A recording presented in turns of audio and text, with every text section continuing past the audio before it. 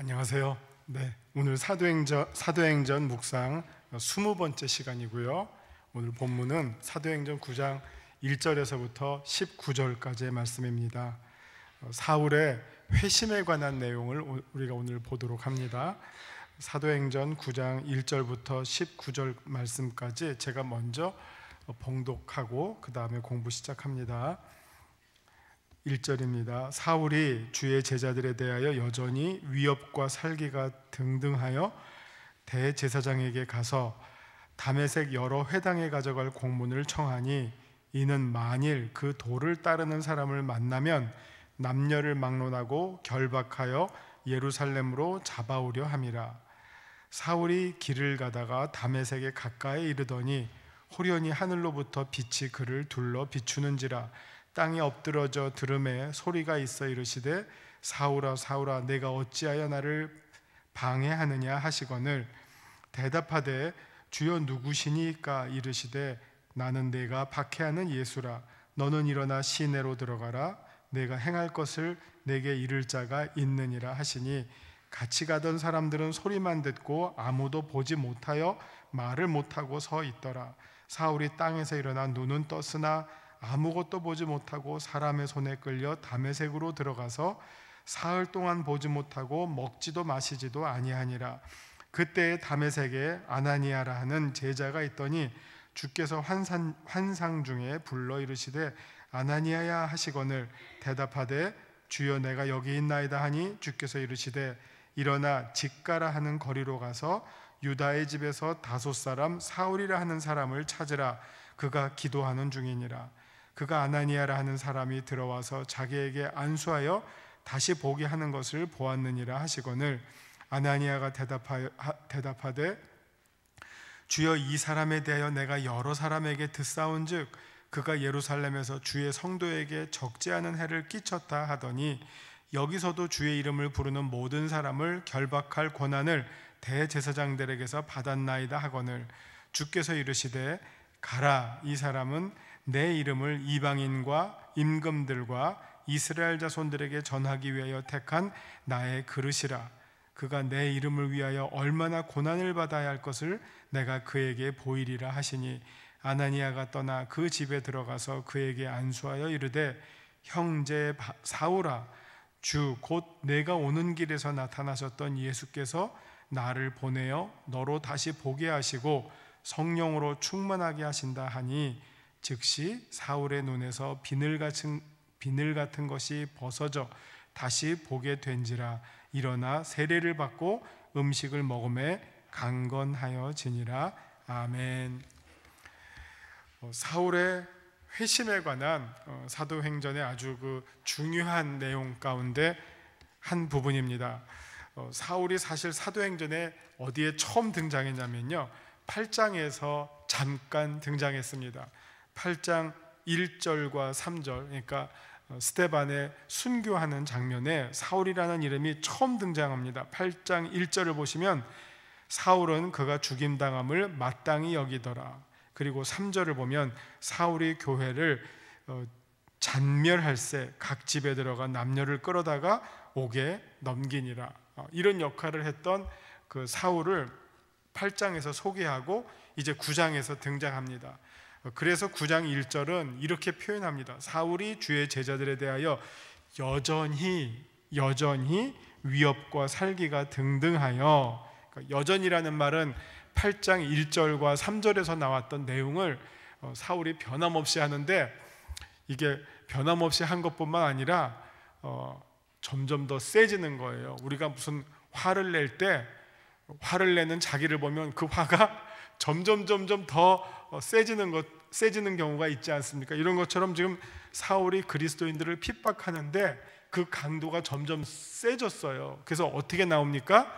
예루살렘에 있는 그리스도인들을 체포하고 핍박하는 것만으로도 성이 안 차서 이제는 어디로 갑니까? 다메섹으로 가요. 그래서 예루살렘으로부터 다메섹이 얼마나 떨어진 곳이냐? 240km 떨어진 곳이에요. 요즘도 240km면 먼 데잖아요. 근데 이 당시에 뭐 자동 고속버스도 없고 철도도 없는데 240km 떨어진 곳에 원정을 가서 거기서 그리스도인들을 잡아오겠다고 할 정도로 이 사울의 마음속에는 그리스도인들을 미워하는 마음이 정말 하늘을 찌르죠. 한번 생각을 해보세요. 집에 도둑놈이 들어왔어요. 대개 어떻게 합니까? 요새는 도둑도 잘 안 들어옵니다. 우리 어렸을 때는 집에 도둑도 왕왕 들어왔는데, 집에 도둑이 들어오면 어떻게 하죠? 도둑이야 소리치잖아요. 그리고 그 다음에 어떻게 하죠? 쫓으면 돼요. 근데 가끔 어떤 사람들은 도둑을 쫓는 것뿐만 아니라 진짜로 쫓아가서 잡는 사람도 있어요. 이게 보통 사람이 아니죠. 뭐 무술의 능력이 있든지, 아니면 정말 도둑을 진짜로 미워하지 않으면 이게 웬만한 용기로는 그렇게 안 하죠. 근데 지금 사울이 그런 상황이에요. 자기가 예루살렘에 있을 때 거기에서 뭐 혹시 그리스도인들을 내가 박멸해야 되겠다 해서 거기에서 잡는 거 그럴 수 있죠. 근데 지금은 원정까지 가서 체포하는 거니까 이 사람이 그리스도인들을 미워하는 마음이 얼마나 가득, 정말 뭐 우리나라 말에 분기탱천, 분기가 가득 차서 정말 하늘에 찌를 정도로 이런 모습을 보여주고 있습니다. 그래서 지금 다마스커스로 가다가 거기에 도달했을 때 갑자기 자기가 체포할 그리스도인들을 만나기 전에 누구를 보게 됩니까? 부활하신 그리스도를 만나게 됩니다.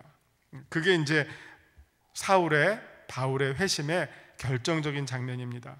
우리가 사도행전을 보면요, 여러 복음을 듣고 회심하게 되는 사건들이 이제 등장하죠. 우리 앞선 8장에는 우리 빌립의 맹활약으로 인해서 이방인들이, 사마리아 사람들 그리고 이디오피아 내시가 회심하게 되는 경우를 보았습니다. 자, 한번 잘 보세요. 이 사람들이 어떻게 회심을 했습니까? 누군가 이 사람에게 복음을 전하는 사람을 통해서 회심을 했어요. 그렇죠? 먼저 예수님을 알고 있는 사도든지 집사든지 이 사람들을, 복음을 알고 있는 사람을 통해서 그 사람들이 복음을 받고 회심했어요. 사도행전에 나오는 모든 회심 스토리가 나중에 고넬료네 가정도 마찬가지예요. 다 그렇게 했어요. 근데 사울은 차이점이 있어요. 뭐가 차이가 나죠? 예수님을 직접 만나요. 부활하신 예수님을 직접 만나서 회심하게 된 사도행전에 나오는 유일한 사람이에요. 조금 급이 다르죠. 조금 급이 다르죠. 그래서 사울이 훨씬 더 고수예요. 근데 이게 단순히 급이 다르다라고 하는 것만으로 말하려는 게 아니라 이 바울의 회심에 있어서 예수님을 직접 만났다고 하는 것이 나중에 바울의 사역에서 무슨 의미를 줍니까? 그게 바로 바울이 이제 앞으로 사도행전뿐만 아니라 바울의 서신서들을 보시면 바울이 계속 그 공격을 받는 게 있어요. 막 이제 예수님을 전하다가 사방팔방으로부터 공격을 받는데, 그 공격이 밖에서 오는 공격도 있지만 안에서 오는 공격도 있어요. 시기해서 지가 뭔데, 이거 참 가슴 아픈 일이죠. 예. 밖에서 오는 공격이야 어쩔 수 없죠. 근데 안에서 오는 공격이 있어요. 그리스도인들 사이에서, 여러 어떤 그룹들 사이에서 오는 공격이 있는데, 그 공격이 뭡니까? 네가 무슨 사도야 하는 거예요. 네가 무슨 사도야. 오늘 설교 들으시면 이제 또 오늘 내용이 그런 겹치는 게 있어요. 네가 왜 설쳐 이거예요. 네가 뭐라고 이렇게 막 설치고 다녀. 이 공격을 받게 되는 거예요. 그럴 때 바울이 자기가 왜 이 일을 하는지 자기의 어떤 자격을 변호하는 중요한 내용이 있어요. 그게 뭐냐면 한번 보시죠. 갈라디아서 2장 8절. 갈라디아서 2장 8절.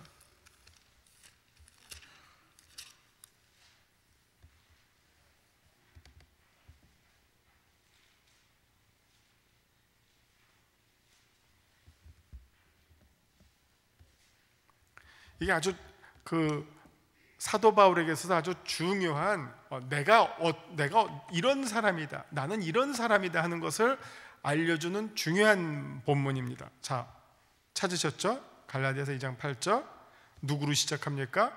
베드로로 시작해요. 자, 보세요.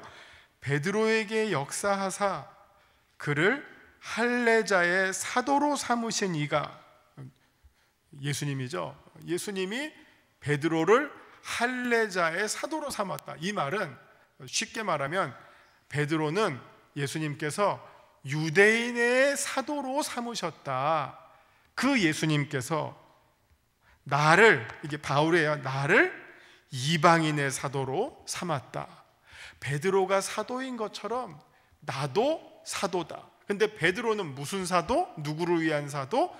유대인들을 위한 사도라면 나는 이방인을 위한 사도다. 여러분, 이 말은 왜 중요하냐? 결국 사도행전이 이거를 보여줘요. 바울의 선교의 이 대상은 이방인이에요. 반대로 베드로의 선교의 주 대상은 누굽니까? 유대인이에요. 이렇게 어떻게 보면 업무가 분담이 돼서 기독교 선교가 펼쳐져요.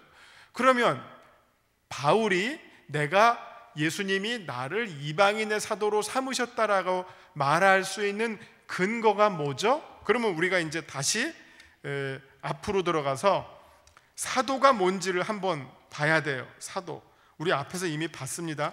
사도행전 1장 22절을 보시면 사도의 자격이 나와요. 사도의 자격. 사도행전 1장 22절 항상 우리와 함께 다니던 사람 중에 하나를 세워 우리와 더불어 예수께서 부활하심을 증언할 사람이 되게 하여야 하리라. 사도의 자격이 뭐냐? 예수님과 함께 하면서 예수님의 부활을 목격하고 이것을 증언하는 사람이 사도의 자격이에요.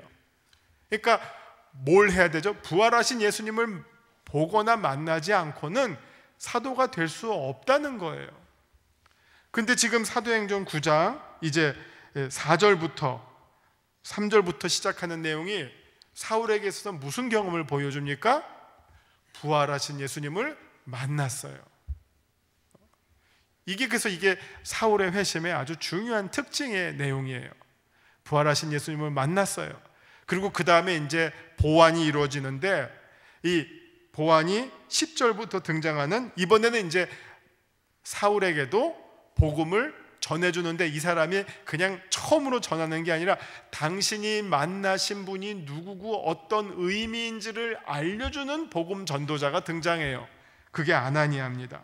아나니아 10절을 보시면 9장 10절입니다. 이제 아나니아에게 이제 환상 중에 주님께서 말씀하십니다. 아나니아야, 일어나서 저기 다소에 가면 직가가 그러니까 스트리치라서 직선으로 뻗은 거리예요. 우리식으로 말하면, 서울로 말하면 어디쯤 될까요? 세종로나 종로 뭐 이런 데쯤 되겠죠. 예. 세종로나 종로, 아주 시내 중심에 가면 그 가운데 이제 유다라고 하는 사람의 집이 있는데 거기에 다섯 사람이 있을 것이다. 그 사람에게 가서 안수해라. 그러면서 안수하면서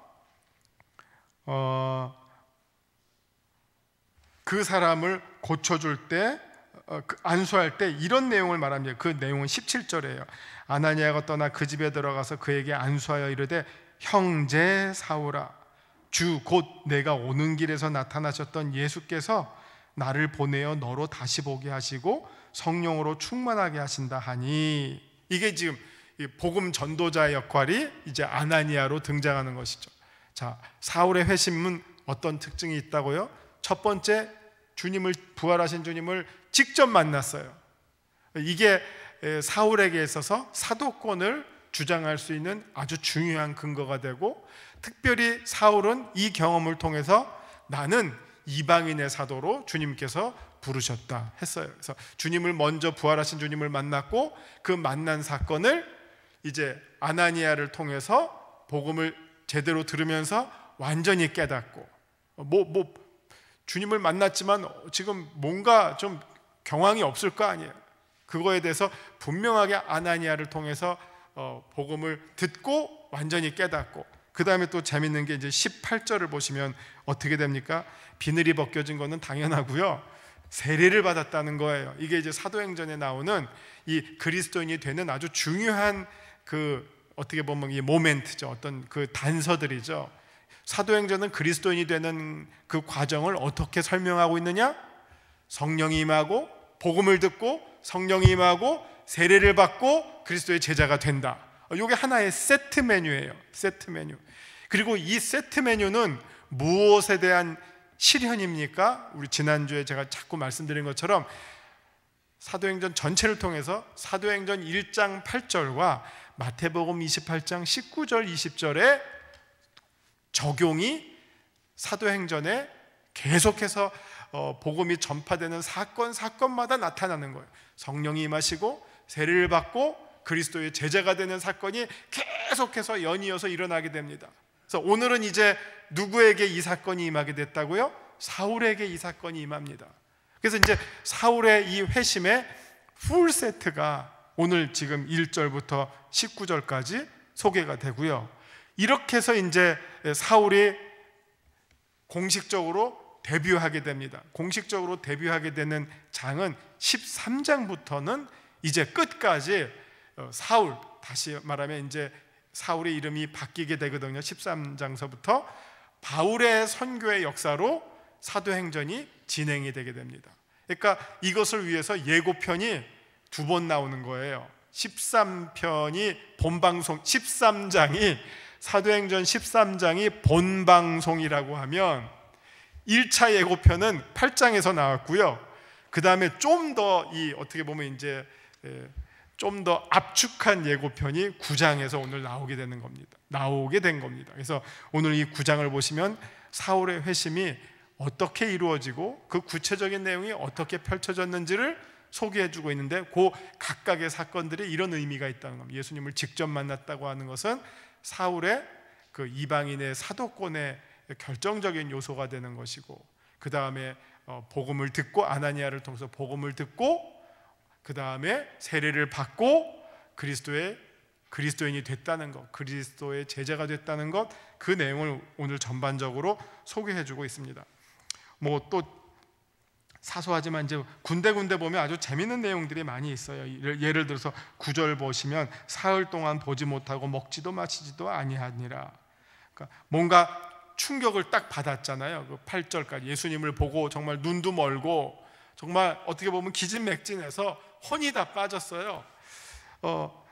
어떻게 보면 이 8절과 9절과 그 다음의 내용들은 옛사람, 그리스도를 핍박했던 옛사람이 이제 죽고, 마치 예수님께서 3일 후에 부활하신 것처럼 죽고 3일의 공백기가 있고 그 다음에 사흘 후 이제 새로운 그리스도인으로 거듭나게 되는 이 바울의 회심의 사건, 그의 어떤 그 전에 그리스도를 핍박하던 자에서 이제 그리스도를 위해서 핍박당하는 자로, 그리스도인들을 박해하던 자에서 그리스도를 증거하는 자로 바뀌게 되는 그 길목, 그 전환점을 3일이라고 하는 시간을 딱 두면서 또 소개해주고 있는 이런 어떤 또 재미있는 요점들도 우리가 확인할 수 있습니다.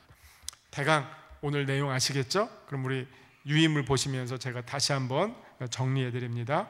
오늘의 말씀 요점입니다. 사울은 자신의 편견과 열심 속에서 하나님을 오해하고 잘못 섬겼습니다. 그러나 예수님께서는 그런 사울을 불쌍히 여기고 그를 불러 자신의 일꾼으로 복음의 사명을 맡기십니다. 사실은 이제 제일 좋은 거는 올바른 방향으로 열심을 내는 것이 제일 중요하죠. 제일 나쁜 거는 뭡니까? 방향도 없고 열심도 없는 게 제일 나쁜 거죠. 의욕 상실. 그래도 지금 이 사울은 어떻습니까? 열심은 넘쳐요. 근데 뭐가 문제입니까? 방향이 잘못됐었죠. 근데 예수님께서 그 방향을 바꿔주시니까 이 열심이 올바른 방향을 향할 때, 만났을 때 엄청난 에너지를 발휘하게 되는 것. 사실 우리 성경책을 보시면 성경책에 제일 많이 쓴 사람이 누구예요? 사도 바울입니다. 제일 많은 신약의 반을 쓴 사람이 사도 바울이에요. 이런 영광이 어디 있습니까? 이 사람은 천사도 아니고 하나님의 아들도 아니고 한 사람으로 태어났는데 자기의 글이 신약 성경의 반도 넘쳐요. 이런 엄청난 열매를 남긴 그리스도인이 바로 바울이죠. 그 바울의 회심의 내용을 오늘 우리가 소개받고 있습니다. 말씀 산책입니다. 누가는 8장 3절로 끊어졌던 사울의 교회 핍박에 대해서 다시 서술합니다. 사울의 교회 핍박의 열심은 그야말로 대단한 것이었습니다. 쫓아가면서 원정에서 체포를 하겠다고 하니까 얼마나 대단합니까? 이게 몇십 킬로도 아니고 240킬로면 한 며칠을 걸어갔었을까요? 사람이 하루를 열심히 걸으면 한 몇 킬로 걸을까? 한 40킬로 걸을까요? 한 거의 일주일을 걸어가서 내가 잡아오리라 하니까 이건 보통 열심이 아니죠. 이제 사울은 이와 같은 사울의 특별한 열심은 그가 믿고 있던 하나님께서 이것을 원하신다고 확신했기 때문입니다. 이제 사울은 예루살렘을 떠나 다른 곳으로 피신한 성도들을 체포해서 예루살렘으로 잡아오려고 240km나 떨어진 다마스커스까지 올라갑니다. 그런데 다마스커스에 도달할 때쯤 사울은 뜻밖에도 부활하신 예수님의 음성을 듣게 됩니다. 그 음성과 함께 하늘로부터 비춰진 빛으로 인해서 사울은 눈을 뜰 수가 없어 사람의 손에 이끌려서 다메섹으로 들어갑니다. 사울은 사흘 동안 아무것도 먹을 수가 없었습니다. 마치 옛사람이 죽는 완전한 죽음을 체험하는 것이죠. 한편 그 도시에 살던 아나니아는 예수님의 명령에 순종하여 교회의 원수였던 사울을 찾아가 형제여라고 불러주면서 예수님의 이름으로 손을 얹고 기도해 주었습니다. 이때 사울은 자신의 눈에서 비늘 같은 것이 떨어졌고 사울은 시력을 다시 회복하여 다시 볼 수 있게 됩니다. 예수님의 이름을 이방 사람들과 임금들과 이스라엘 자손들 앞에서 증거해야 할 복음의 일꾼으로 이제 다시 태어난 거듭나게 된 사울을 우리가 보게 됩니다. 말씀 적용입니다. 예수님은 어떤 분이십니까? 오늘 본문을 보시면 교회의 대적자였던 사울을 은혜로 부르시는 분이십니다. 그리고 부름받은 자에게 새로운 사명을 주십니다. 언제나 이 부르심에는 사명이 뒤따르죠. 그래서 우리 영어로 콜링, 부르심, 콜링에는 그 임무가 주어지는 것을 뜻하는 의미가 함께 포함되어 있습니다. 성도는 먼저 예수님의 사랑과 은혜 가운데 부름받은 자임을 감격해야 합니다. 두 번째, 내게 주시는 교훈은 무엇입니까? 사울이 하나님을 위해 열심을 낸다고 한 것이 오히려 하나님의 뜻을 방해하는 꼴이 되었습니다. 교회 안에서 이런 일들이 왕왕 있습니다. 저마다 자기가 하는 일, 그래서 교회 안에서 싸우면 화해가 안 돼요. 거의 안 돼요. 웬만해서는요. 왜? 서로가 자기가 하나님 편이라고 생각해요. 서로가. 그러니까 어느 쪽이 맞는지 이게 해결이 안 돼요. 그러니까 이게 제일 무서운 싸움이에요. 하나님의 이름으로. 그 다음에는 이제 하나님의 이름으로는요, 못할 일이 없어져요. 상식을 뛰어넘게 돼요. 보통 상식으로는 하면 안 되는데 이게 하나님의 이름으로는 해서는 안 될 일을 해도 하나님이 시키셨다는 걸로 정당화를 시켜요. 그러면 그 싸움은 서로를 다 죽이는 싸움이 돼요. 이게 제일 무서운 거예요. 그래서 사실 성경은 뭐라고 말합니까? 우리가 다 죄인이라고 말하잖아요. 어느 누구도 예외가 없잖아요. 우리가 모든 사람이 다 죄를 범하였음에 하나님의 영광에 이르지 못하더니, 이 말이 무슨 말입니까? 우리가 죄인이란 말이 무슨 말입니까? 이 말을 우리가 한번 구체적으로 적용을 해봐야 돼요.